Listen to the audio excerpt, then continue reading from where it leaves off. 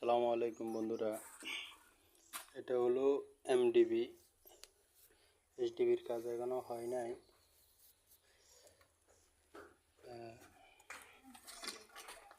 এখানে একটা সকেট বাড়তি রাখা হয়েছে।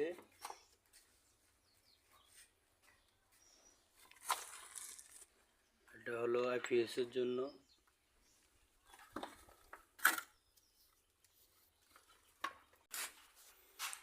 আর এখানে এইচডিবির কাজ করা হবে, এখনো করা হয় না। এখানে গাঁথনি হয় না, সেই কারণে এখনো রয়ে গেছে।